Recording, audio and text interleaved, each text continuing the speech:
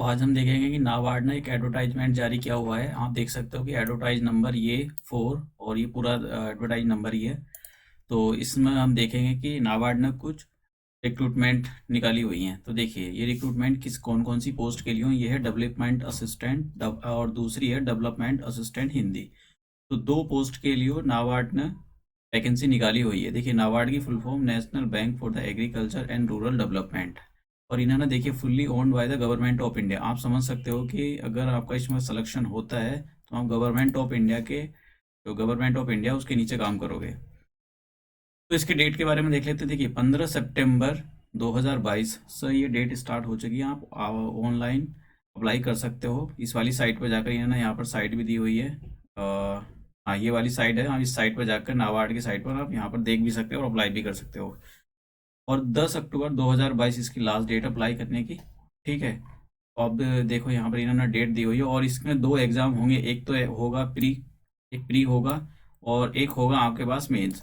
तो प्री की डेट इन्होंने यहाँ पर अभी मेंशन कर दी है, लेकिन जो ये डेट है मेंस वाली जो डेट है ये इसके बारे में इन्होंने नहीं बोला है अभी।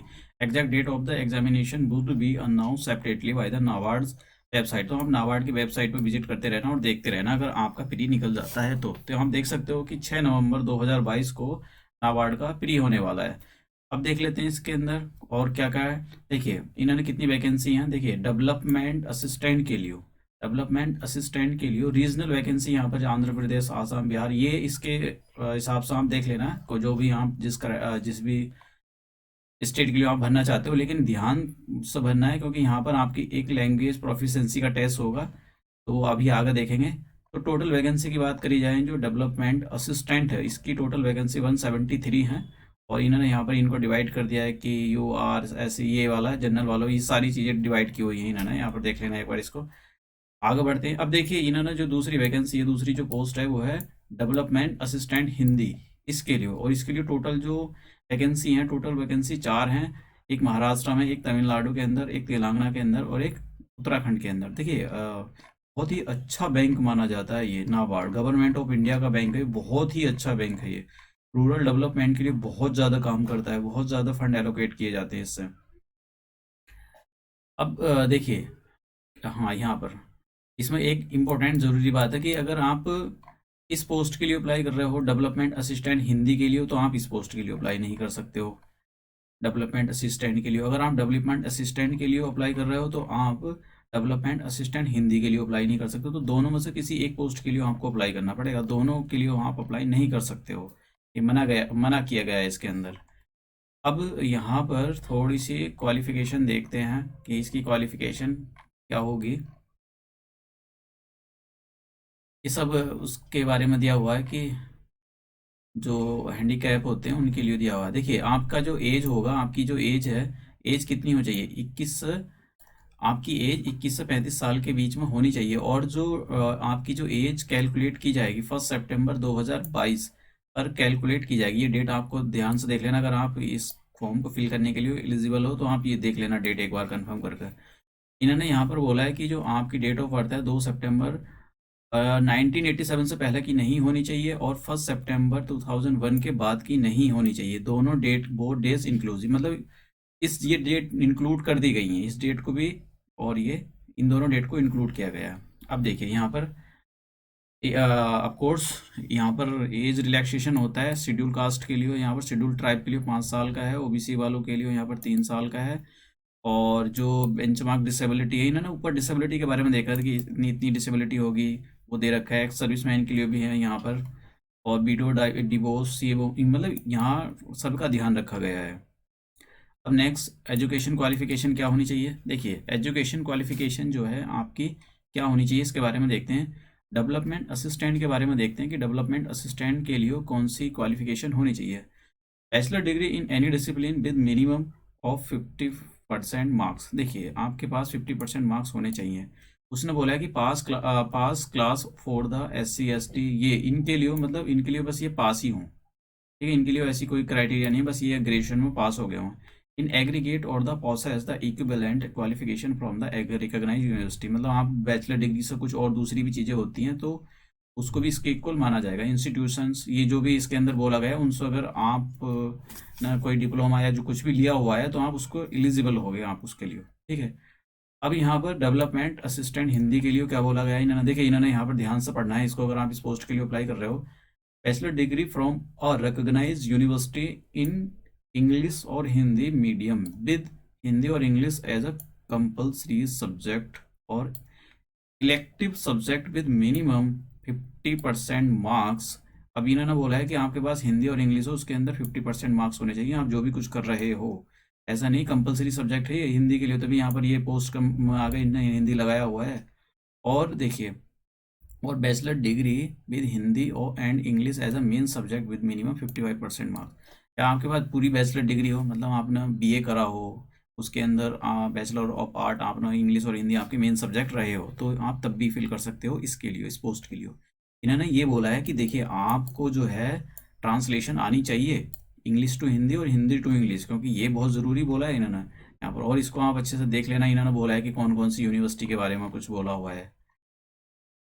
अब देखिए आपका जो सिलेक्शन होगा वो सेलेक्ट, देखिए इसके अंदर एक और है जो ये बोला गया है कि candidate applying for the post in a particular state should be proficient in the official language of the state. आपको सपोज करो आपने आंध्र प्रदेश के लिए अप्लाई कर दिया है, तो आपको आंध्र प्रदेश के अंदर कुछ आंध्र प्रदेश स्टेट की लैंग्वेजेस दी गई हैं लास्ट के अंदर, तो आप जो उसके अंदर एकदम प्रोफिशिएंट होनी चाहिए, क्योंकि आपका जो है एक लैंग्वेज प्रोफिशिएंसी टेस्ट होगा, वो क्वालिफाइंग नेचर का होगा हालांकि, लेकिन आपको वो आना चाहिए। क्वालिफाइंग तो तभी कर पाओगे ना जब वो आपको आए।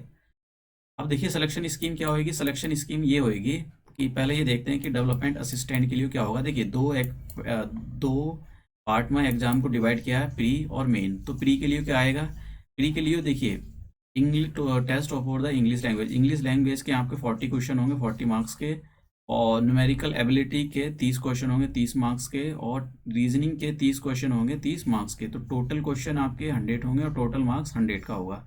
टाइम एलोकेशन की बात करें तो ड्यूरेशन आपकी 60 मिनट होगी।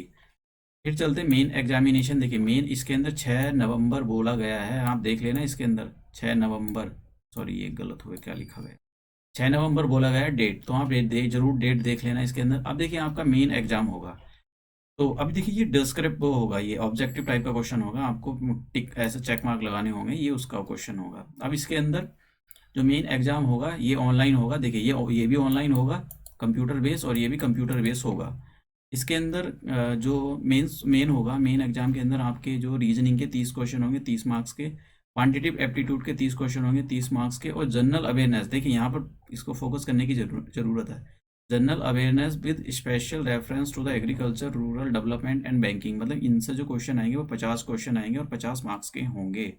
देखिए ये जो नाबार्ड है ये रूरल एरिया के लिए काम करता है, तो इसीलिए ये देखिए इस पर काफ़ी फोकस किया गया है।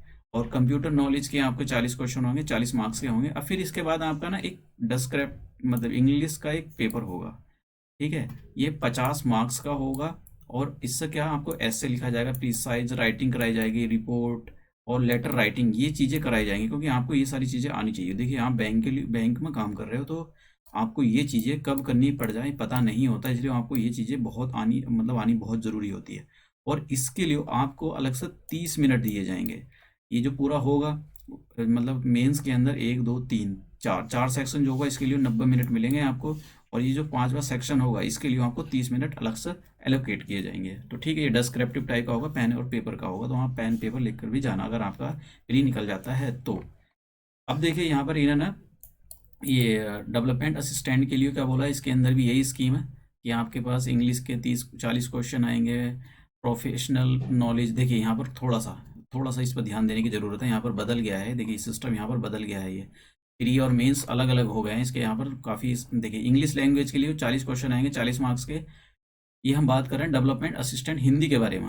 और प्रोफेशनल नॉलेज यानी आपको हिंदी की नॉलेज होनी चाहिए, प्रोफेशनल नॉलेज इसने लिखा हुआ है हिंदी की, ब्रैकेट में हिंदी लिख दिया ना, तो आपको 30 और प्रोफेशनल नॉलेज और 30 क्वेश्चन आएंगे 30 मार्क्स के, और रीजनिंग के 30 क्वेश्चन 30 मार्क्स के, 1 घंटे का टाइम मिलेगा आपको, 100 क्वेश्चन होंगे 100 मार्क्स के होंगे, ये भी कंप्यूटर बेस होगा। फिर मेंस के बारे में बात करें, देखिए रीजनिंग के 20 क्वेश्चन 20 मार्क्स के, और प्रोफेशनल नॉलेज हिंदी वालों के लिए ये लिखा हुआ है 50 क्वेश्चन होंगे 50 मार्क्स के। और जनरल अवेयरनेस के बारे में इसने यही लिखा हुआ है कि स्पेशल रेफरेंस इन एग्रीकल्चर, मतलब जो उसी के अंदर था ऊपर वाले के अंदर, वही इसके अंदर 40 क्वेश्चन 40 मार्क्स के। इसके बाद में आपको कंप्यूटर नॉलेज होनी चाहिए, 40 क्वेश्चन आएंगे, 40 मार्क्स के क्वेश्चन आएंगे। आपसे इंग्लिश देखिए लिखवाया जाएगा, ऐसे लिखवाया जाएगा, यहाँ पर उसने लिखा इंग्लिश का टेस्ट होगा आपको, इसके अंदर ऐसे लिखवाया जाएगा, प्रिसाइज राइटिंग कराई जाएगी, रिपोर्ट और लेटर कुछ भी लिखवाया जा सकता है, 50 नंबर का होएगा और इसके लिए आपको 30 मिनट दिए जाएंगे। तो इसका मतलब क्या हुआ कि 4 सेक्शन के लिए मेंस के जो 4 सेक्शन होंगे उसके 90 मिनट ये मिलेंगे आपको, और इसके लिए अलग से 30 मिनट आपको ये मिल जाएंगे, पूरे 120 मिनट मिलेंगे आपको यहाँ पर, ठीक है। और देखिए लास्ट महीना ने ये बोला गया कि आप किसी भी स्टेट के लिए अप्लाई कर रहे हो तो प्रोफिशिएंसी टेस्ट आपका कंडक्ट कराया जाएगा जब आपका मेंस निकल जाएगा, ठीक है। प्रोफिशिएंसी टेस्ट इन्होंने आगे बोला हुआ है कि, और ये क्वालिफाइंग नेचर का होगा, इसके मार्क्स नहीं लगेंगे आपके मेरिट में। देखिए जो आपका प्री होगा वो भी क्वालिफाइंग नेचर का होगा। अब यहाँ पर लिखा हुआ है कि जो प्री एग्जाम होगा and the main only test except English और Hindi language will be available bilingual, मतलब आपके लिए बाइलिंगुअल अवेलेबल होंगे।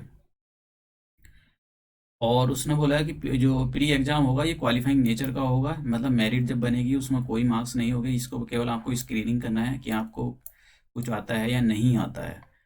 और इसके अंदर नेगेटिव मार्किंग होगी, 1/4 की नेगेटिव मार्किंग होगी, ठीक है। तो ये है। और देखिए आपका जैसे कि जो मेरिट बनेगी वो आपकी प्री के मेंस के बेस पर बचेगी। मेन के जो दो पेपर होंगे, डिस्क्रिप्टिव और ऑब्जेक्टिव, उनके बेसिस पर मेरिट लिस्ट बनेगी। जो लैंग्वेज प्रोफिशिएंसी का टेस्ट होगा वो उस क्वालिफाइंग नेचर का होएगा। और देखिए यहाँ पर इन्होंने बोला है कि इस लास्ट में बोला है कि आप इसके अंदर कुछ के लिए एग्जामिनेशन सेंटर कहाँ कहाँ पर दिए गए हैं। तो देखिए आप जब ये सेंटर भरो तो आप उसके अंदर बड़े ध्यान से देखना कि सेंटर फीस, देखिए फीस कितनी है इसकी, एक सेकेंड, 400 SC ST वालों के लिए केवल लिमिट, हाँ ये 50 रुपये, और इनके लिए उधर के लिए 450 रुपये चार्ज है, ठीक है। नॉन रिफंडेबल है, कोई रिफंडेबल नहीं होगा। तो आप ये फॉर्म भर सकते हो। सैलरी देखते हैं इसकी सैलरी कितनी होती है। देखिए सैलरी तो बहुत अच्छी मिलेगी, आप नाबार्ड में काम कर रहे हो तो सैलरी तो आपको हैंड से मिलने वाली है। इसके अंदर बहुत सारे अलाउंस मैंने देखे थे, इसके अंदर काफ़ी सारे अलाउंस देख कर रखे हुए हैं, और पता नहीं कहाँ पर छूट गए, पीछे छूट गए शायद, अभी देखता हूँ मैं। देखिए ये देखिए इसमें ये कुछ स्टेट है जैसे आंध्र प्रदेश, तो आंध्र प्रदेश के अंदर ये लैंग्वेजेस है। तो देखिए इसके अंदर उसने बोला रिक्रूटमेंट, ये हिंदी, ये देखिए ये नहीं नहीं, ये तो आपके एग्जाम सेंटर है, ये एग्जाम सेंटर है ये आपके। इसके अंदर कहीं पर लैंग्वेज दी हुई है कहीं पर शायद, और ये क्या है, हाँ ये देखिए यहाँ पर specified language of the state. जैसे आंध्र प्रदेश तो आपको तेलुगु आनी चाहिए, आसाम है तो आपको आसमी याद आनी चाहिए, बिहार है तो आपको हिंदी आनी चाहिए, छत्तीसगढ़, मतलब अगर छत्तीसगढ़ के लिए अप्लाई कर रहे हैं तो आपको हिंदी आनी चाहिए, आंध्र प्रदेश के लिए अप्लाई कर रहे हो तो आपको तेलुगु आनी चाहिए, क्योंकि आपका लैंग्वेज प्रोफिशिएंसी का टेस्ट होगा वो क्वालिफाइंग नेचर का होगा। हालांकि कभी पता लगा आप बिलोंग करते हो उत्तर प्रदेश से और आपने जो इसके अंदर भर दिया है वो महाराष्ट्र के अंदर भर दिया है कि मुझको महाराष्ट्र जाना है और फिर मैं मुंबई शहर घूमूंगा, और आपको मराठी आती नहीं है, तो फिर आपका जो मराठी अगर आपको नहीं आती, फिर आपका जो लैंग्वेज प्रोफिशिएंसी का टेस्ट होगा तो आपको उसमें बाहर कर दिया जाएगा, फिर वो बचा कुचा सब बराबर हो जाएगा अगर आपने क्वालिफाइंग कर लिया है तो सब कुछ, ठीक है। तो ये इसके एग्जाम सेंटर दिए हुए हैं, आप इसको आसानी से देख लेना। मैं ज़रा थोड़ा सा देखता हूँ कि सैलरी कितनी मिलेगी इसके अंदर। देखिए सैलरी तो बहुत अच्छी, मैंने देखा था कहीं, मतलब इसके अंदर अलाउंस काफ़ी देख रखे हुए हैं आपको कि आपको अलाउंस काफ़ी मिल जाएंगे, HRA वगैरह दुनिया भर की चीज़ें।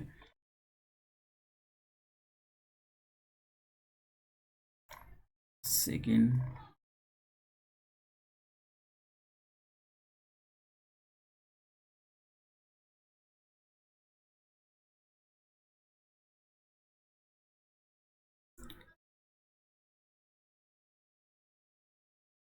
शायद देखा था कहीं सैलरी वगैरह के बारे में, काफ़ी अच्छी सैलरी है, शायद मैंने कहीं मिस कर दिया है उसको। हाँ, तो इसमें आ गई था कहीं, आप एक बार नोटिस को देख लेना, मैं इसको टेलीग्राम चैनल पर अपलोड कर दूंगा। Thank you.